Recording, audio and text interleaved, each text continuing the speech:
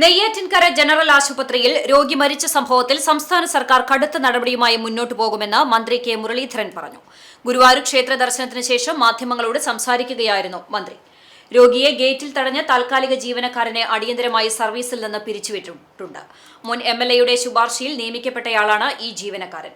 രോഗിയുടെ ECG കൃത്യം 7:20 എടുത്തിരുന്നതായും ഗേറ്റിൽ തടഞ്ഞതൊഴിച്ചാൽ മറ്റ് വീഴ്ചകൾ പ്രാഥമികമായി ശ്രദ്ധയിൽപ്പെട്ടിട്ടില്ലെന്നും മന്ത്രി വ്യക്തമാക്കി. സംഭവത്തിൽ additional DHS, DMO, HOD, superintendent എന്നിവരോട് അടിയന്തരമായി അന്വേഷണ റിപ്പോർട്ട് സമർപ്പിക്കാൻ ആവശ്യപ്പെട്ടിട്ടുണ്ട്. അതേസമയം പഞ്ചായത്ത് പരിധിയിലെ ഹെൽത്ത് സെന്ററുകളിൽ സാമ്പത്തിക തടസ്സമുണ്ടെന്ന വാർത്തകൾ അടിസ്ഥാനരഹിതമാണെന്നും സർക്കാർ സ്വകാര്യ മേഖല വ്യത്യാസമില്ലാതെ ചികിത്സാ വീഴ്ചകളിൽ കർശന നടപടി തുടരുമെന്നും മന്ത്രി വ്യക്തമാക്കി. ഇതൊക്കെ ഫേക്ക് ന്യൂസുകളാണ്. ഒരിടത്തും സാമ്പത്തിക പ്രയാസമില്ല.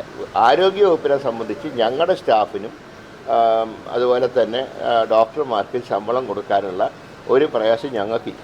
കുടുംബാരോഗ്യ കേന്ദ്രത്തിലെ ഡോക്ടർമാർക്കോ അല്ലെങ്കിൽ സ്റ്റാഫിനോ ശമ്പളം കൊടുക്കാനുള്ള ഒരു സാമ്പത്തിക തടസ്സം ആരോഗ്യവകുപ്പിനെ സംബന്ധിച്ചില്ല. സ്വകാര്യ ആശുപത്രികൾക്കെതിരെ വന്നാലും സർക്കാർ നടപടിയെടുക്കും.